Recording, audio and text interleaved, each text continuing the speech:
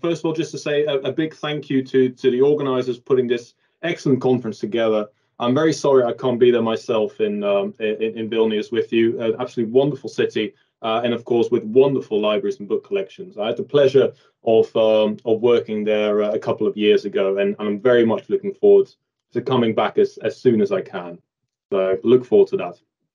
Well, what I would like to speak to you today about concerns our research project here in St Andrews, the Universal Short Title Catalogue project, the USTC, and what this project and our online catalogue might be able to tell us about printing peripheries in the early modern period. Now, the USTC will be familiar to many of you, but not necessarily to everyone. So just very briefly, it is the most comprehensive open access bibliography of early modern print production up to 1700 now. This is a project based in the University of St Andrews. You can access it via this link here below. And at this moment, the USTC documents and describes over 1.3 million editions of works printed in the early modern period, which represents over 6 million copies held in 9,100 libraries worldwide. Now, the USTC has a long history. It began as a project that looked at book printing up to 1600, then extended to 1650, and this particular year, 2023, we've extended it to 1700. So when the USTC was first conceived and built up, the printed output of much of Northern and Eastern Europe wasn't represented on it to a very great extent.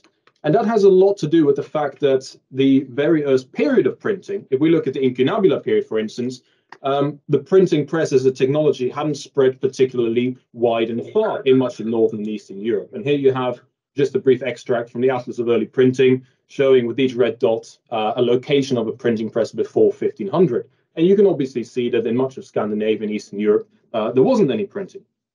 That obviously changes a great deal in the course of the 16th and 17th century, but it's worth remembering that the first presses in countries like Norway, Finland, and Estonia only show up in the 17th century, almost 200 years after the invention of printing by Gutenberg in Mainz. So it made sense that when the USTC was first conceived, there wasn't a great deal of printing from many countries in Scandinavia or Eastern Europe represented. However, we've really tried in the last 5 or 6 years here in St Andrews to change that.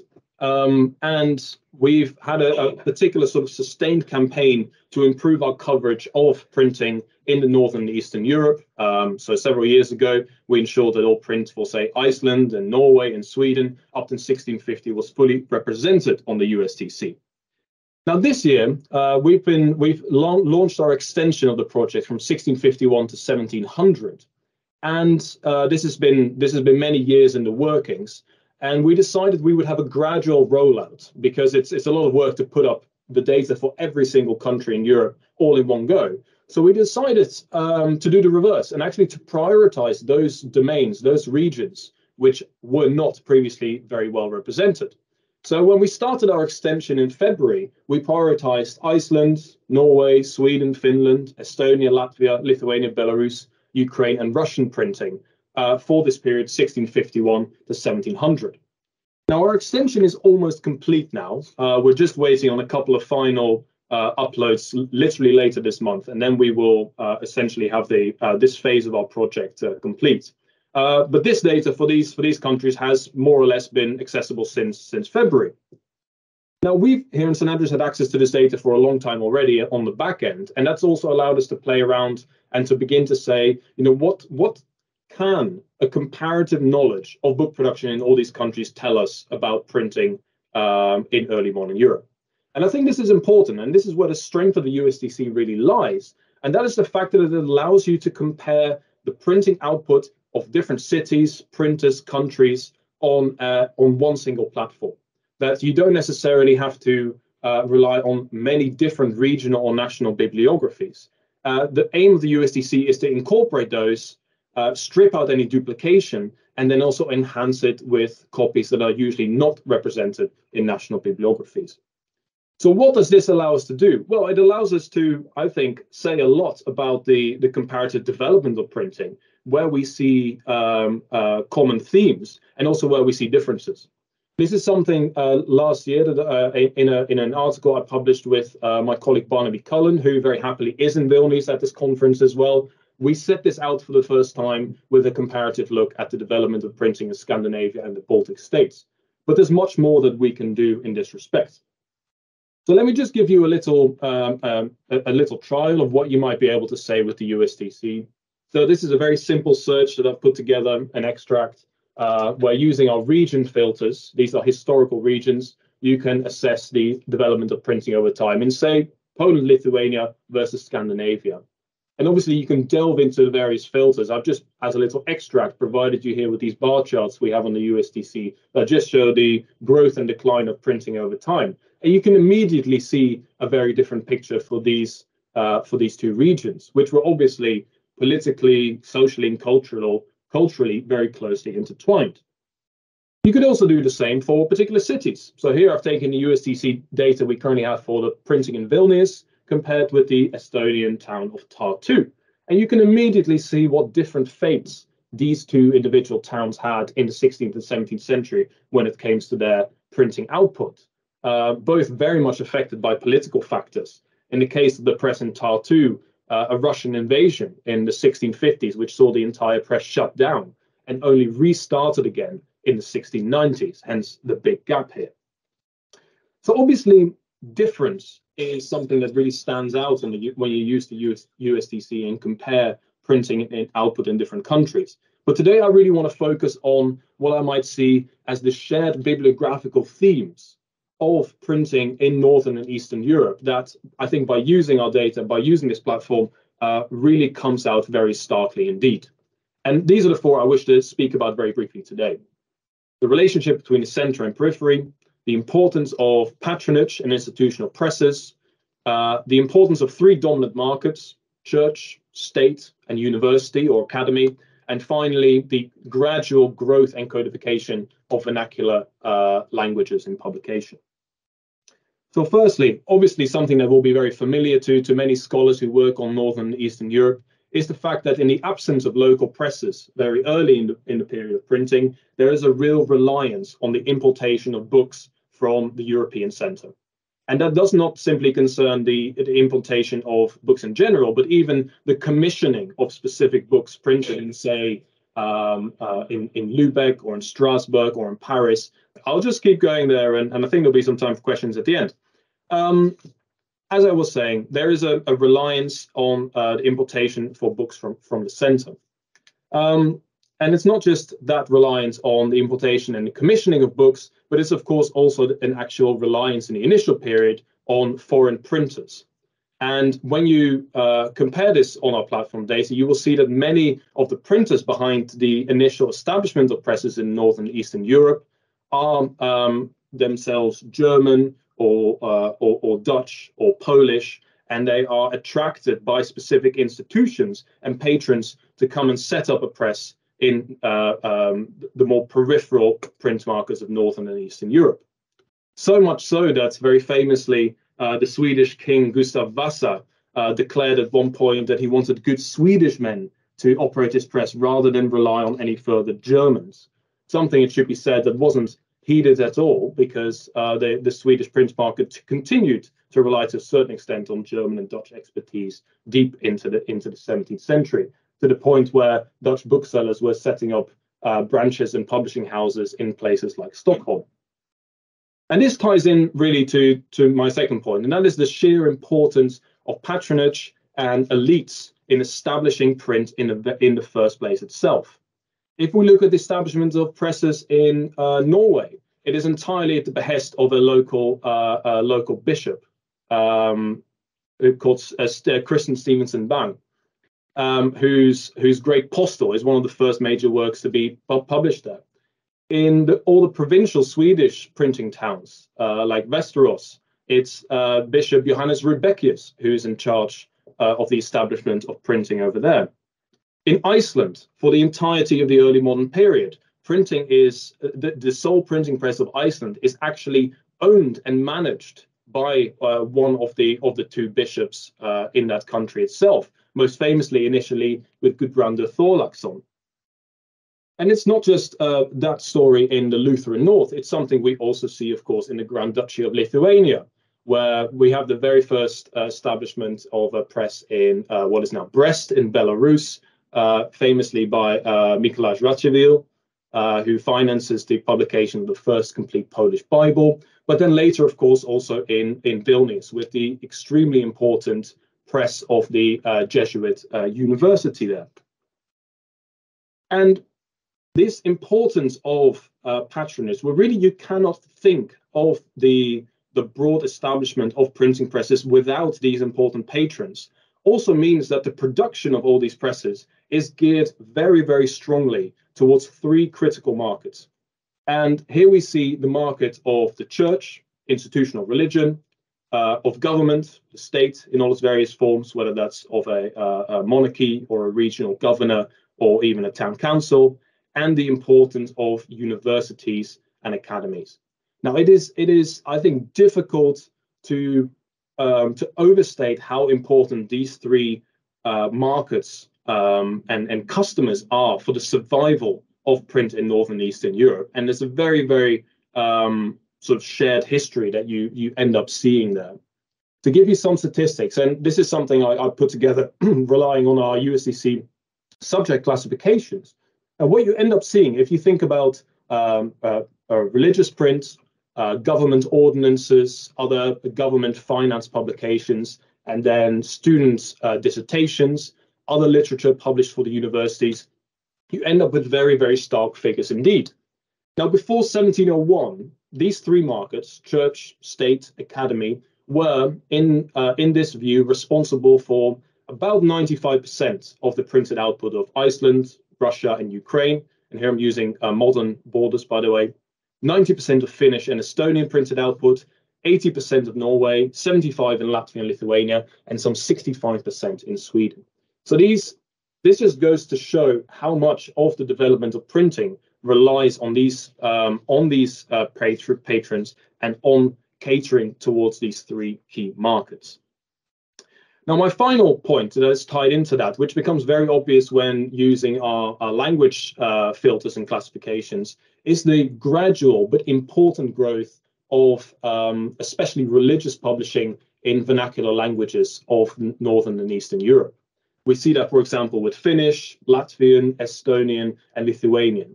Publications which are not languages which are not necessarily the dominant language of the of governments, of the church, and of the political elite, but which are much more widely spoken by a dispersed rural population, and which the religious elite is increasingly concerned about proselytizing to and spreading a religious message, whether that's Catholic or Protestant. And this is what we begin to see. And there's a real uptick in publication in these vernacular languages, really in the second half, especially in the second half of the 17th century, printed, as you can see here, in a very widely dispersed range of towns. So I think those are just some of the key sort of factors that I think help distinguish, what makes printing in the periphery in Northern and Eastern Europe in the 16th and 17th centuries. And obviously, the story is more complex than that. And there are numerous local and regional differences that we need to pay attention to. But I think what the USTC as a platform provides is a very helpful initial guide to begin these investigations and to allow you to begin these comparative approaches, something I think which has been missing for a long time. And what I think that also ensures that is being missed more broadly is a general recognition among print historians that peripheral printing or printing in peripheral markets is actually far more important than is often given credit to. So I'd like to end here with a quote from the British bibliographer A.F. Johnson, written some time ago. And he wrote, "Printing on the periphery was full of interest from the local point of view, but of no importance to the development of the book." And I would like to say that this is fundamentally wrong and erroneous. And actually, that it is by going to printing on the periphery that we're able to get at the essence of what allows printing to develop and be sustained and flourish.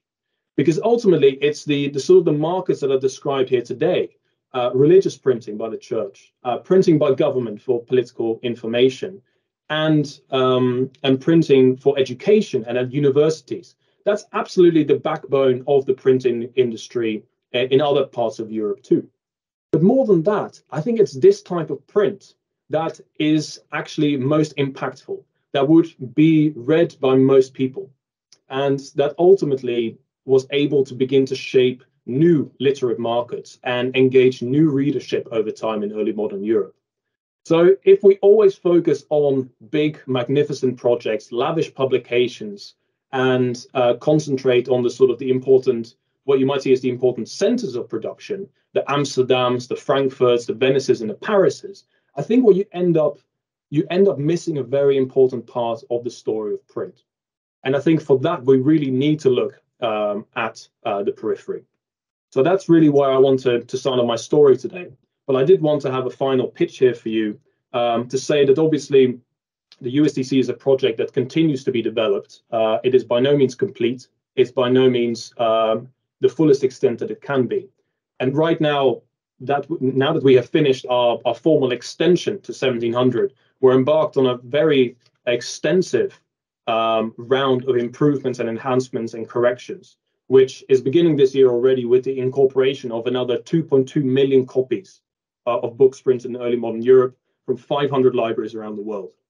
Now, this will take us at least a couple of years to incorporate, but it will make a significant enhancement to it. However, that will not be the end too, and we're really actively looking for partners of libraries that are not yet fully incorporated to the USTC, particularly in Lithuania, where we don't yet have as much library coverage as we should have. So I'd just like to encourage everyone listening here today that if you are a librarian or you know your local librarian and you think you'd like to be involved, it would be an absolute pleasure to hear from you. And we'd love to ensure that your books are also fully incorporated on display on the USTC. So thank you very much for listening, and I'll leave you there today.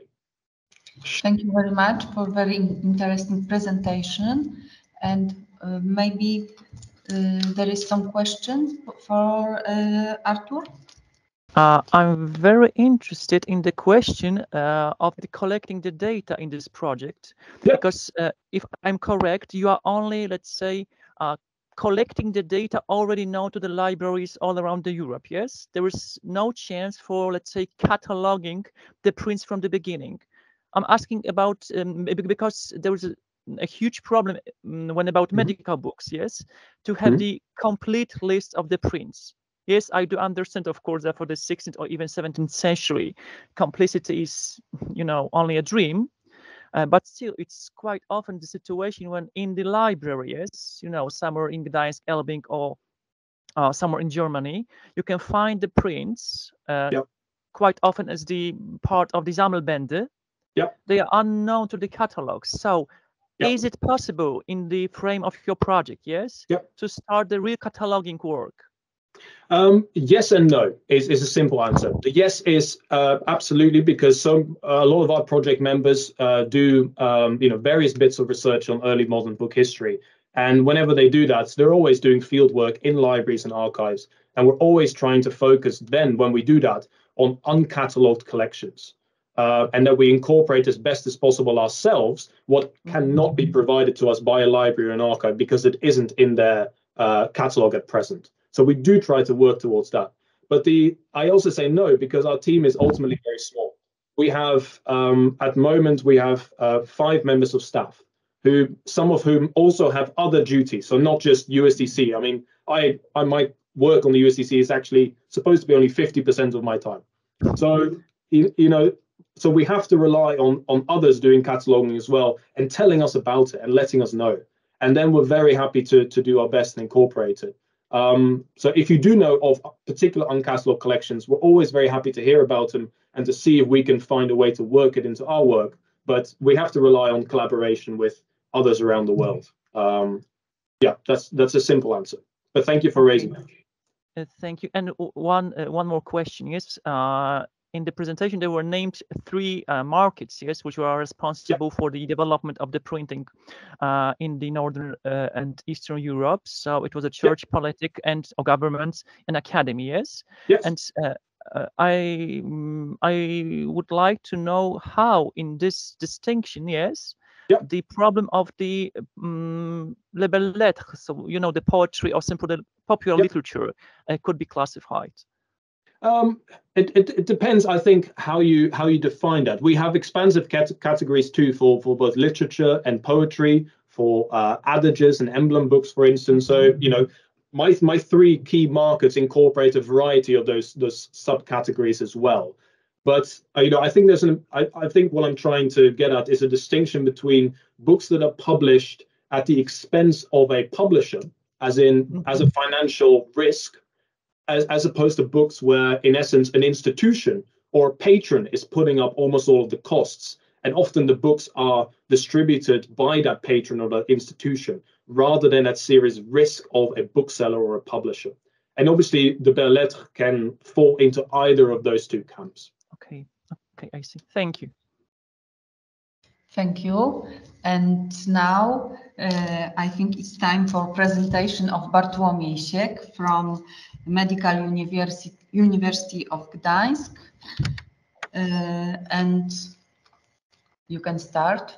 Thank you for the introduction. Yes, I am from the Medical University of Gdansk, but I am not a physician. For many years, I've been working as a librarian, but now I'm simply, a teacher in history of medicine, focused in something what it's not a project, but it's the, let's say, everyday work, focused on the problems of the medical literature. For many years, I was simply analyzing the texts published about these topics in Gdansk, and thanks to this great occasion as this conference is, we decided.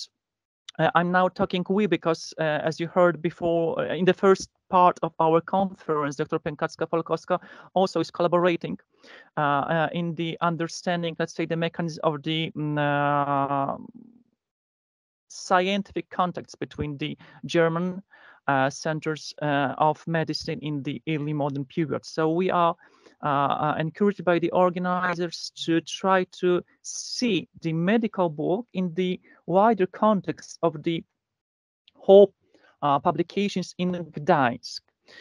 It's only about the 16th and the 17th century. To make some statistics, of course, I decided to use first of all, VD 17 und VD 16, so die Verzeichnisse der in deutschen Sprache erschienenen Drucke. I am aware of the fact that, unfortunately, both of these databases are not complete. It's, as I said before, a result of the fact that quite often the medical prints, which unfortunately do not have a good press among the scholars. So the medical prints are quite often the part of so-called Sammelbände, so they are unknown to many of the catalogs. For 16th and the 17th century Gdansk, we need to talk about, let's say, two main printing houses. As you can see on this table, two first names, Rhodes and Ritz, are in blue because they are, let's say, something as the continuation. This is the same printing house, but of course the name of the owner changed. And in green, we've got the Hunefels and Heinegers. Rhodes and Ritz are names in plural because, the first was the person who decided to sit down in Gdańsk, because unfortunately our printing houses are not something we do created by ourselves. We have got simply the visitors from other centers. And for today's presentation, there's no need, of course, to refer all the complications between the families and so on and so on and so on. The most important thing is, of course, that there was no one official city printing house. Yes, both, it means Hunefeld and Rode, they in a very specific periods, yes, received this title or rank of the official printing house of the city. So let's say we're fulfilling the obligation of the government's publishing house. The problem is, of course, how the role of Gdańsk as the center of medicine, because in the, let's say, general understanding of the history of medicine in Central Europe or in Poland, Gdańsk is very often named as one of the most important centers. Yes, for the 16th century, and let's say even for the first 2 or 3 decades of the 17th century, of course, the main center was Krakow, with the only one university in Polish-Lithuanian Commonwealth. But in the 17th century, it is first of all Gdańsk. It was first of all the result of the, let's say, very good economical situation of the city, but the physicians who came to Gdańsk, not necessarily to open only a private practice, but also to have the opportunity to be the official city physician.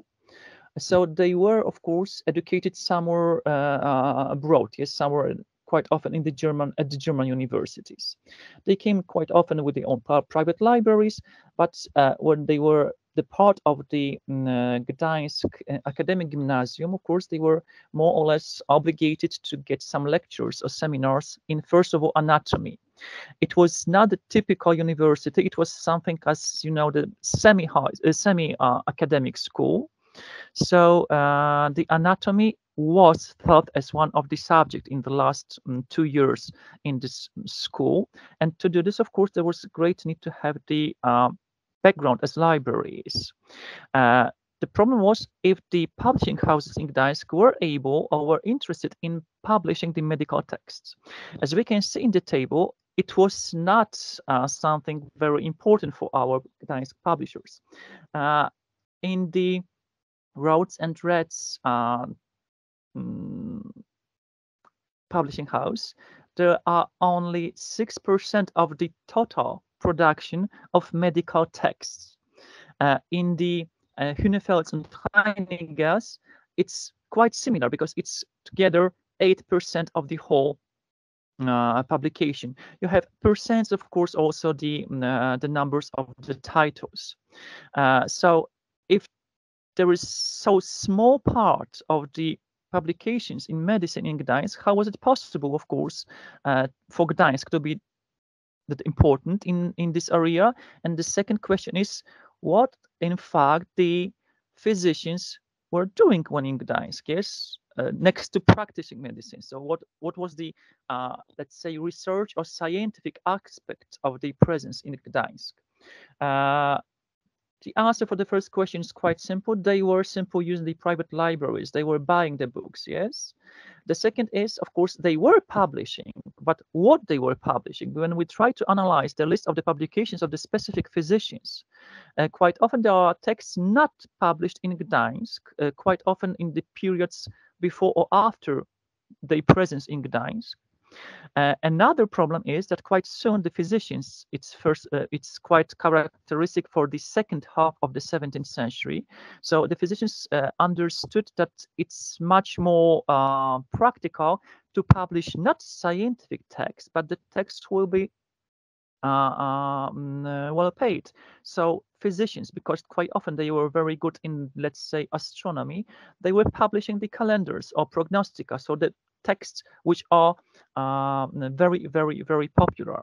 Lawrence Eichstadt, one of the most important professors of anatomy in Gdańsk, who held the cathedral of anatomy for around 20 years, he was publishing the calendars almost each year, simple for money. So they used to write something only from the point of view of financial reasons. If we are trying to understand why, for example, the scientific texts were not published in Gdańsk, we can compare the lists of the publications in Gdańsk with the publications of Gdańsk physician in other cities.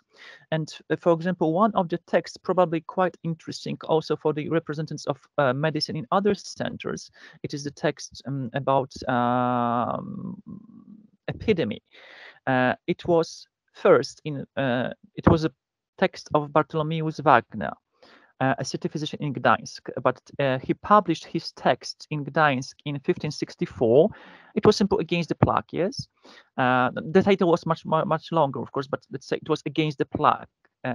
It was a large book, so not something presented or prepared for the common reader, because such publications you can find also. It was a real scientific text about the pathology, about the symptoms, and about the all theoretical background of therapy. So the text was published first in Gdansk in 1564. Then it was republished under the supervision of the next city physicians in next 20 and 26 years. But the year after the first publication, so in the 1565, the same text, we are sure it is the same text, yes, was published in Frankfurt an der Oder. So it would be quite interesting to use this term of the semi-peripheries when try to understand the role of Gdansk, because as we can see in this centuries of medicine as a practice, first of all, it was possible to create a text with some interest for the representatives of the medicine in other centers. On another side, we can see that Gdansk as the, let's say, largest city in the Royal Prussia was also a center for the physicians from other smaller centers, for example, from Elbing or Kolberg, physicians who decided to publish some texts. Those, let's say, guest texts published in Gdansk, but by the representatives of the medicine from other cities of Prussia, they were all known as far, of course. They were focused on the problems of epidemics in Gdansk, in Prussia. So we've got the text of Balthazarus Timaeus from Elbing about the pest in Elbing, and also the text of Bartlomiej Kalkreuter from Kolberg, also about simple the pest, the plague. The analyzing of the titles published, so on the list, as you can see, the number of the medical text is 8 or 5 or 14 or 1. And among these 14 texts, medical texts published by the Hunefeld, the majority, because 9 titles, are simple, the medical dissertations of the students of the academic gymnasium in Gdansk.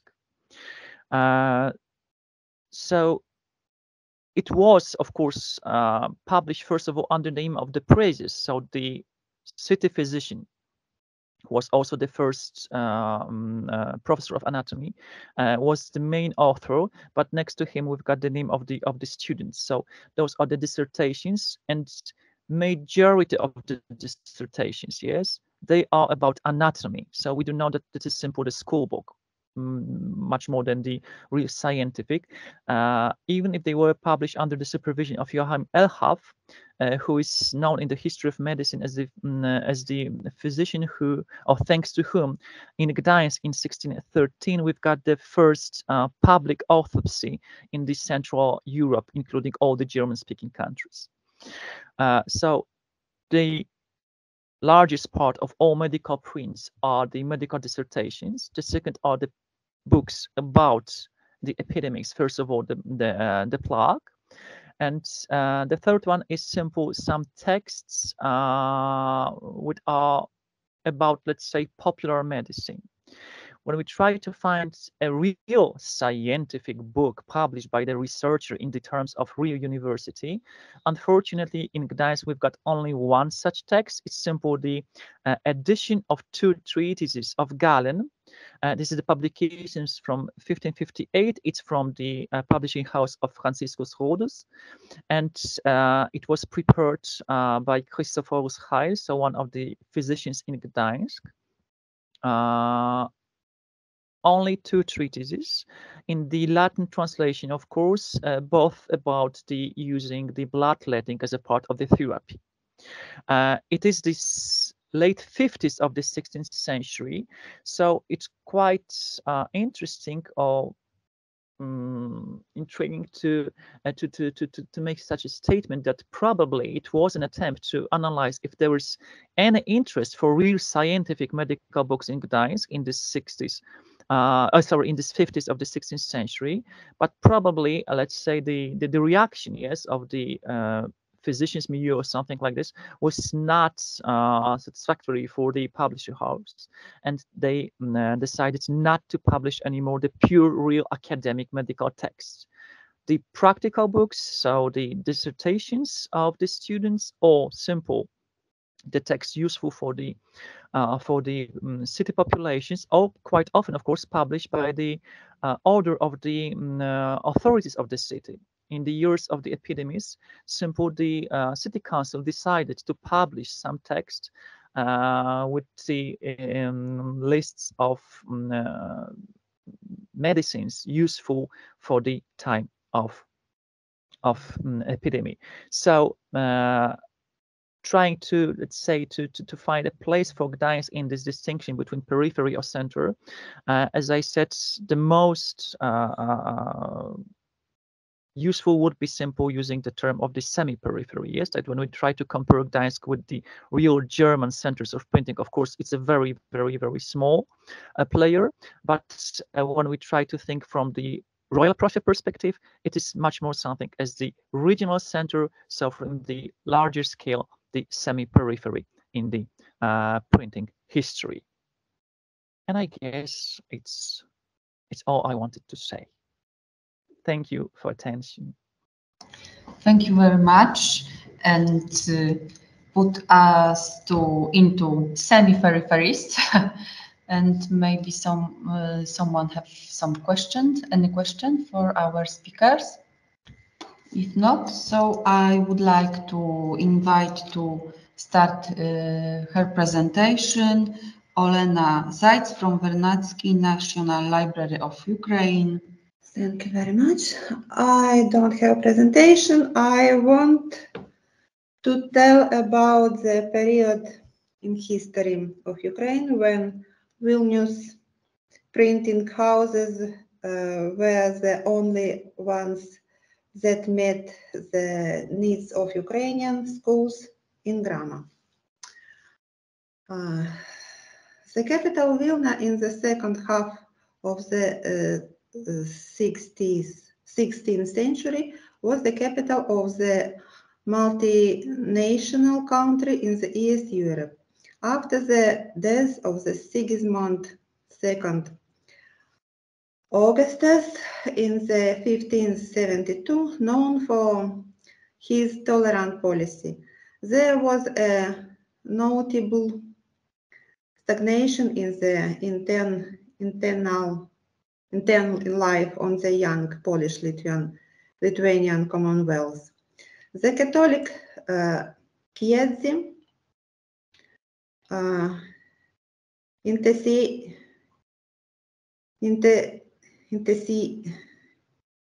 intensified the activity. The role of the Jesuits, who were adamantly opposed to the paganism, increased. In the confessional struggle for the mean of the beliefs, the printed word began to acquire more and more importance alongside the sermon. Against the background of the increased Catholicism in the Polish-Lithuanian Commonwealth with the included Ukrainian lands, the formation of national self-identification took place. Including thanks to printing, the education, the Orthodox brotherhoods that Como completed with the Jesuits. Along the first, the Ukrainian lands was a school primer by Ivan Fedorov, printed in the Lviv in the 1574 and republished in Ostrog in 1578.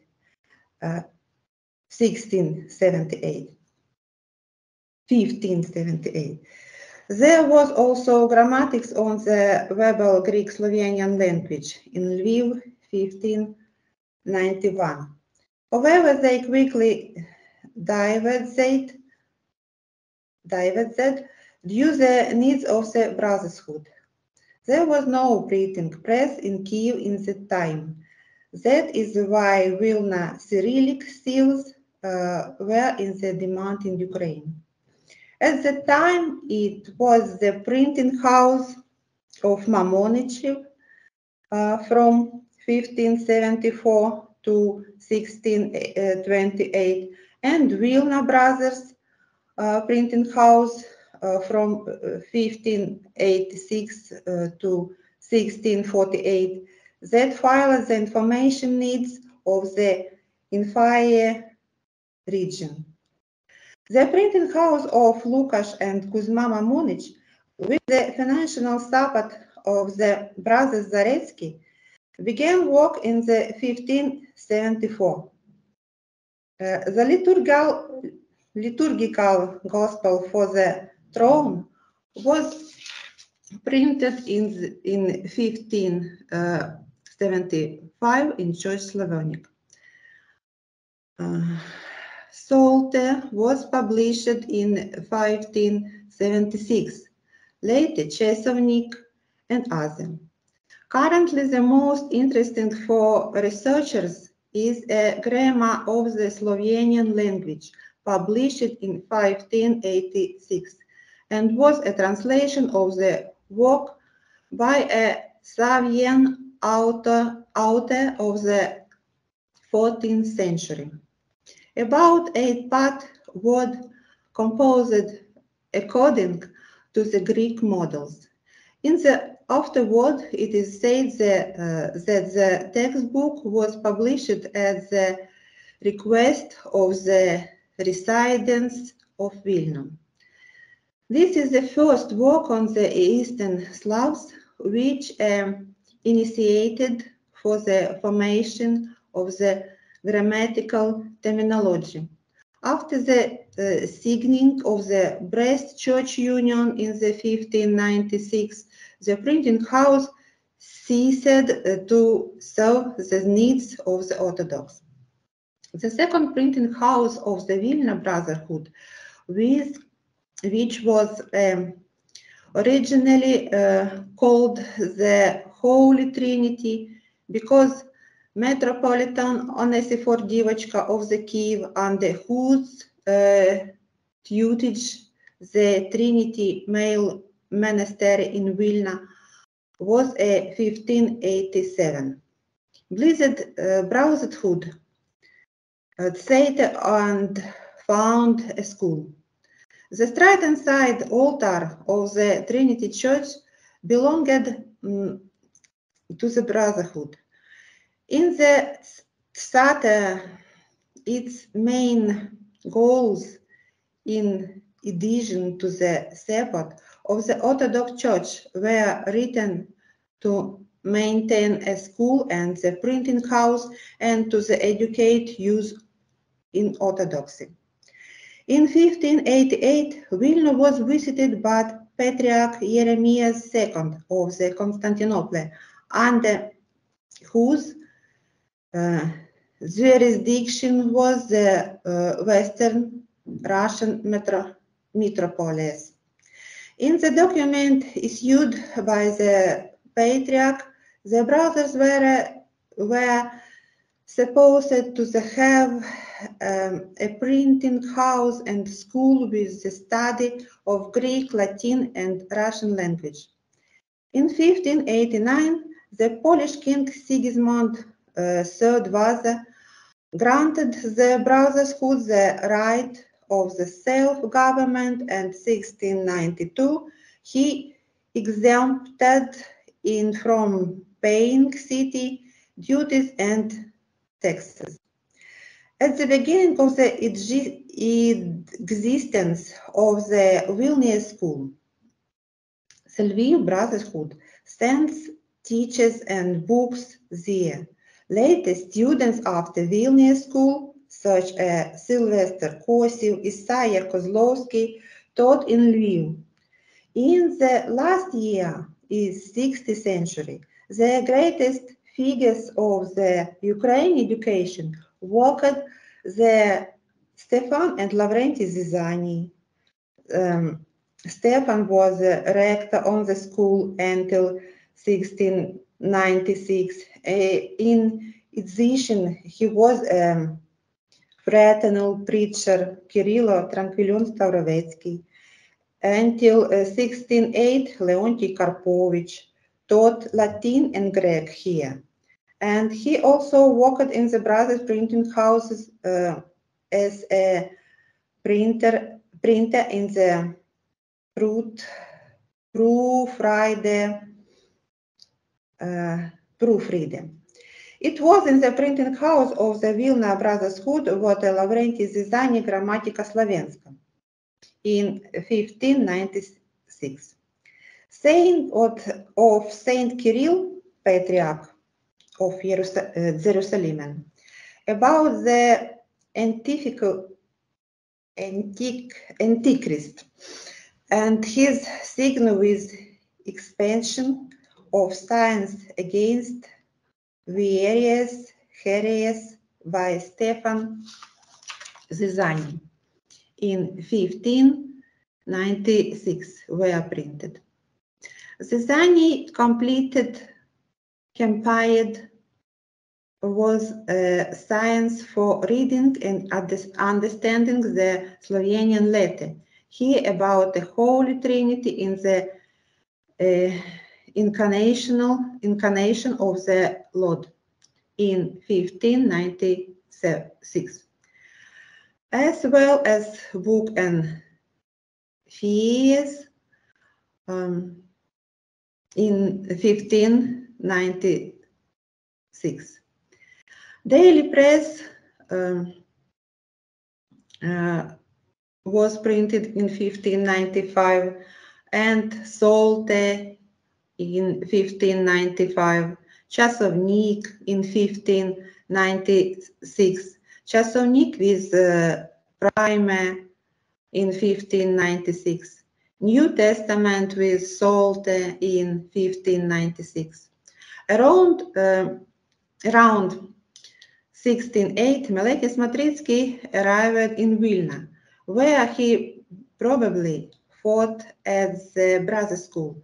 Around 1618, he taught Church Slavonic and Latin at the Kiev Fraternal School and was one at its first rectors. In 1515, his translation into Old Ukrainian language, the Gospel of the Teacher Kalista, was published in Vilna. Smatritsky works was published when school education in Ukraine was successful. Grammatics of the verbal Hellenic Slovenian language in Lviv, 1591, and Slovenian grammar by Lavrenti Zizani. It was published in the 1596. On the purity and characters of the Church Slavonic language, in these manuals there were disputes reacting to which Melekis Matritsky even hint is in Grammatiki Slavensky правильная синтагма in Vevis 1619. Therefore, thanks to loyalty or weakness of the Commonwealth of Nations, as described by Barkulabov Chronicle in the east of the Baltic states, the Belarusian lands and the north, the Ukrainian lands, the factor of national self-identification was the Orthodox faith literacy, which was provided by fraternal school and the grammarians primary of Vilnius printers. As a result of this system of education in the late 16th and early 17th century, what happened in Ukrainian was that Pavlo Alevsky, the archdeacon of Antioch, who visited Ukraine in 1656, was surprised by extremely widespread literacy, what even women and church read from prayer books, and homeless children were taught literacy in schools. It was on the on the basis of national health identification that the liberation war led by Bogdan Khmelnytsky became possible. Thank you for attention. And I'd ask, we have all books I mentioned in very big shape in old printing and re-edition department. Thank you very much, Olena. Do you have some question for Olena? So thank you very much. And I would like to invite Paul Daila from National Library of Latvia to start his presentation. I'm very happy to be here and to share some preliminary outputs of wider research in which I'm dealing with the history of Baltic publishing in the 18th century. And here in this map, I have pointed out the four most important centers. In Riga, of course, Johann Friedrich Hartknoch, who became famous by publishing the first works of Immanuel Kant. Also in Eispute or Hasenpot, Jakob Friedrich Hinz, und in Liepāja, Johann Daniel Friedrich und François Théodore de Lagarde. And today I will focus on a publisher of Jelgava or Mitau, Johann Friedrich Steffenhagen.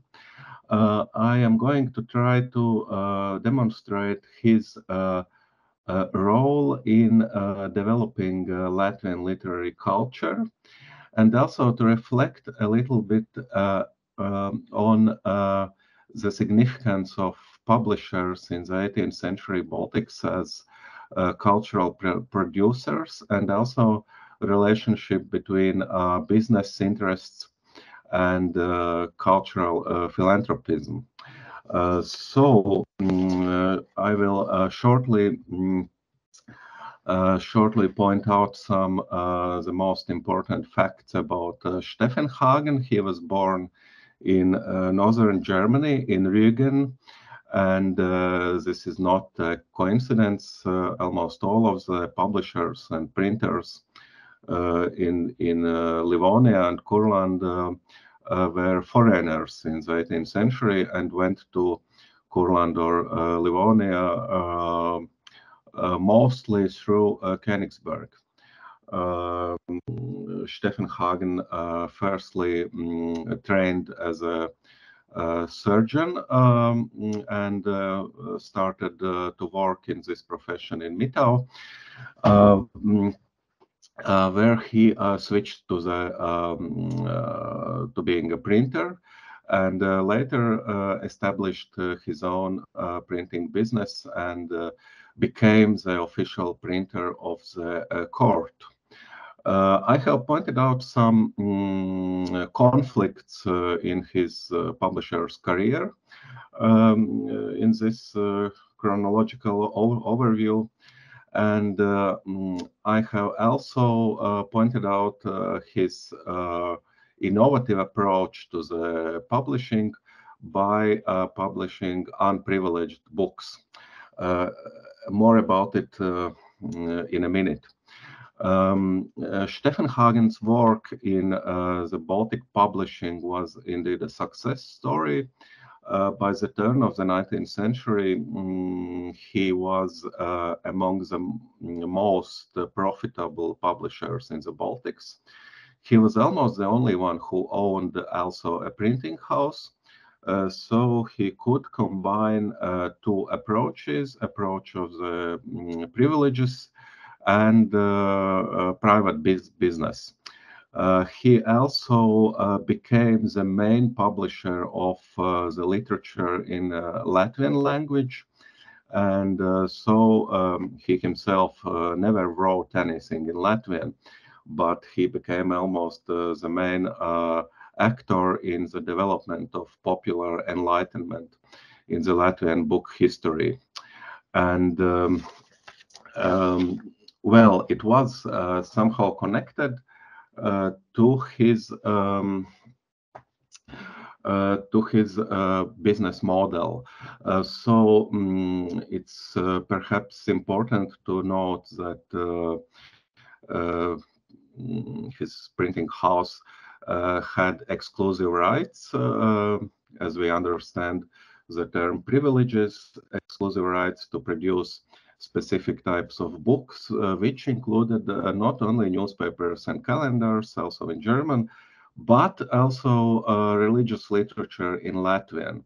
And religious books such as sermons, handbooks, hymn books, and so on, they were being read very widely in the 18th century Latvia. So these exclusive rights were very important for the profit. Actually, Steffenhagen was one of the first major-scale businessmen in Mitau. I have pointed out that it had very few industrial establishments during the 18th century, and probably Steffenhagen's printing house was the most significant industrial establishment in Mitau in these years. Some of the conflicts Steffenhagen had with his competitors and other publishers, some other with the court of the Duke, Peter Biron, and some other with censorship as well, which of course became more complicated after Courland was incorporated in the Russian Empire in the 1796.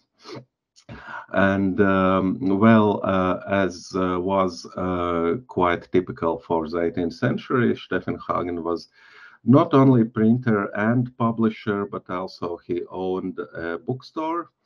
And we can assume that by the end of the 18th century, Steffenhagen's bookstore in Mitau became a sort of cultural center. Steffenhagen's publications can be divided in three parts, as I have shown in this slide.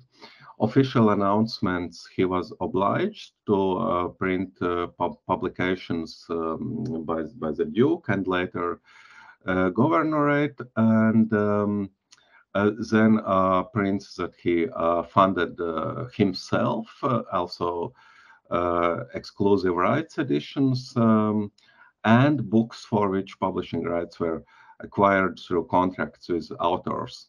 We see that it was typical for Steffenhagen and actually for this age in general to transfer all the rights to the publisher in exchange for a one-time payment. We have very few information, very few details regarding the fees Steffenhagen paid for the authors. Might just as well be that he didn't pay them any fees at all. And very important were orders, books from other publishing houses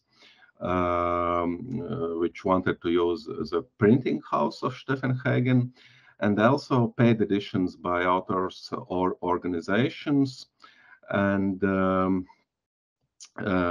in these cases, well, if we are reviewing the title pages, we can see only the name of Steffenhagen, so it's not always clear it's not always easy to be sure if the book was really published by Steffenhagen himself or by some other author or organization. And for me, a very important point in studies of Baltic publishing history in the 18th century is the role of history of business and history of profit. And actually, Steffenhagen is a very good case in which we can reflect upon a dilemma between progress and profits. On the one hand, as Julius Eckart has already said, we can look at the publishers in the 18th century Baltics, and especially Johann Friedrich Hartknoch, as cultural missionaries or cultural producers and, in a sense, enlighteners as well. But it was always, of course, very important to find a balance between Enlightenment ideas and profit. And the case of Steffenhagen, in my view, demonstrates that it was, interestingly, his innovative approaches to getting profit that allowed him to become one of the most significant persons in the Latvian book history of the 18th century and history of Latvian popular enlightenment. It has been said about Steffenhagen that he was among the first Baltic publishers that employed not only exclusive rights, but also free market principles. And one of his innovative approaches was his choice to introduction of repeated runs. And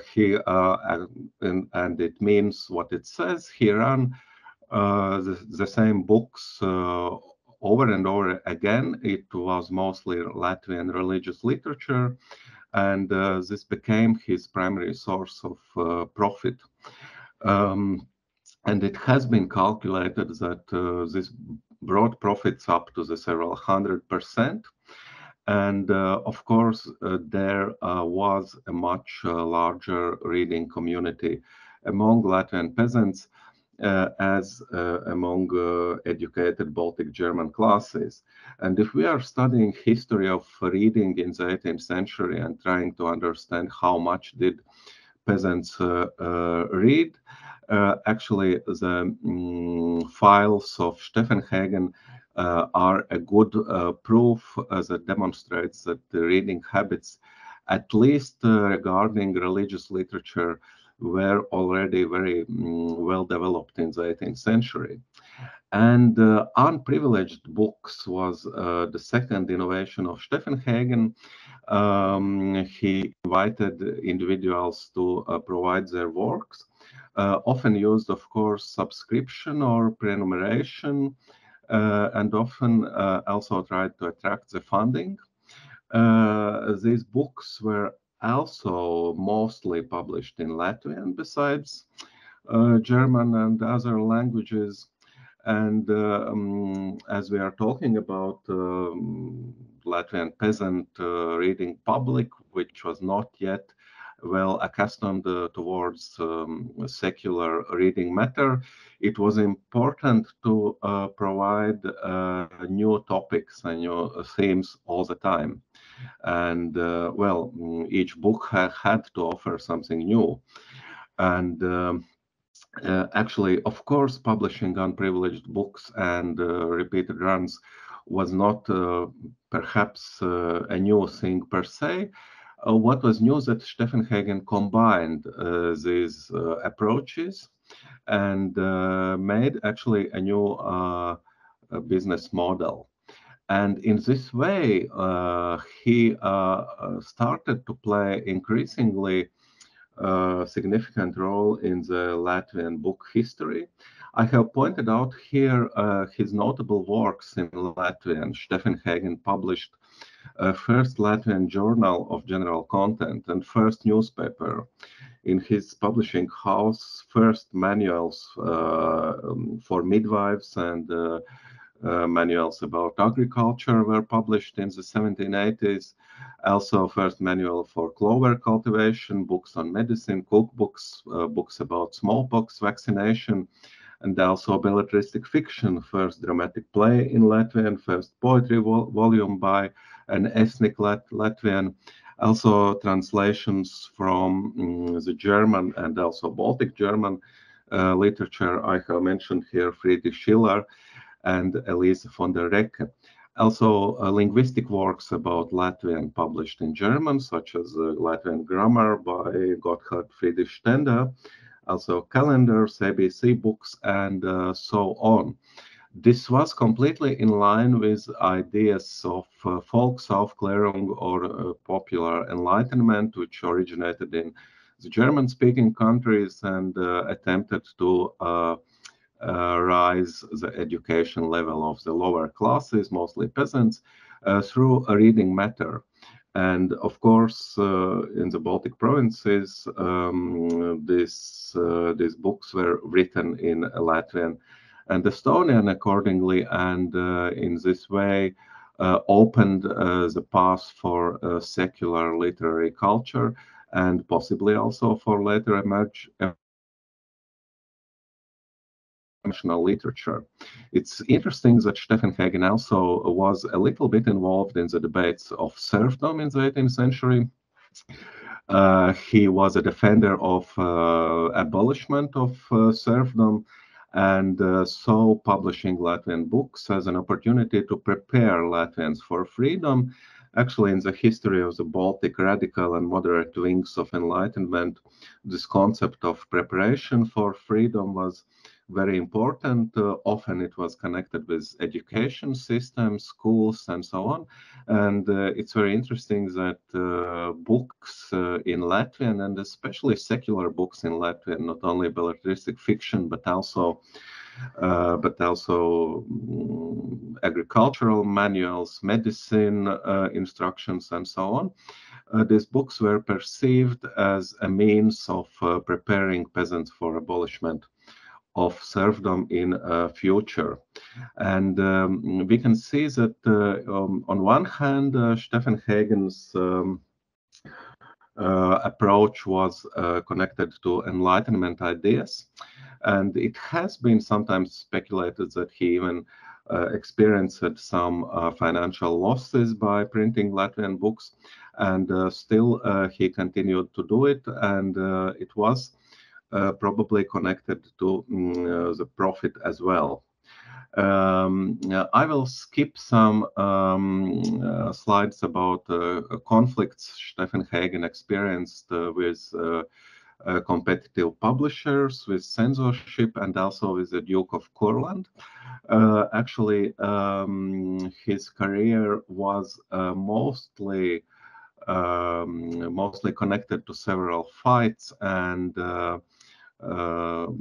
problems with colleagues and government, and it shows that he had to find new approaches to his business model to survive.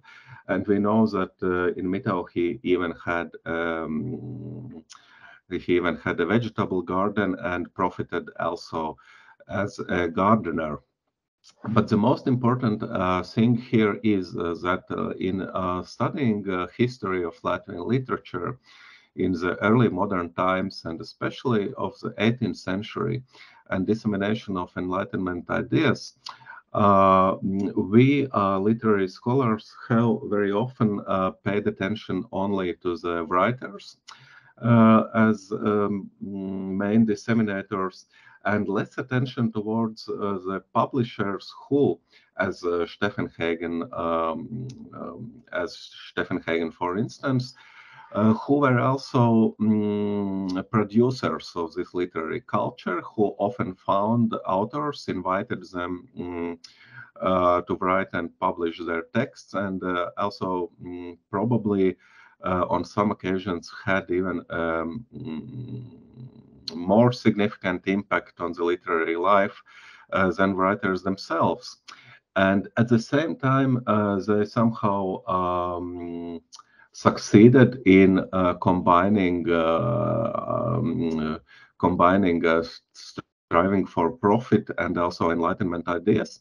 And at the end of my presentation, I just wanted to show some pictures of the exhibition about Steffenhagen Publishing House that we made 3 years ago at the National Library of Latvia, and also published catalog as a beginning for a future research project which will try to map the significance of publishing houses in the spreading ideas of Baltic Enlightenment, starting with Immanuel Kant and philosophy and networks with Königsberg, and up until literature in Latvian language. And it's important to note that also most of the publishers in the Baltic provinces were foreigners. They almost always established family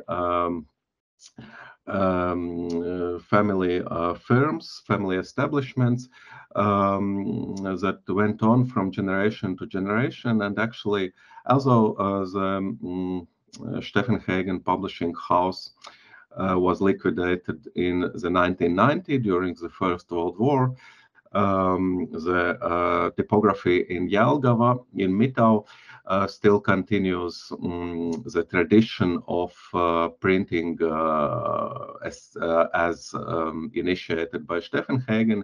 And here on the right side of the slide, you can see the building of the typography today, and on the left slide, the picture of Johann Friedrich Steffenhagen in the office of this building.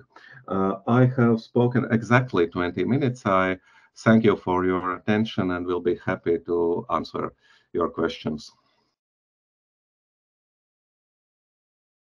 Thank you, Pauls, for the presentation.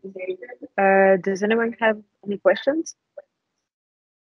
Apparently, your presentation was so great that no one has any questions. Everything was told. So thank you again. Thank you. I think we are finished for this day. Thank you, everyone, for coming, for joining. So thank you for everyone, and have a nice day.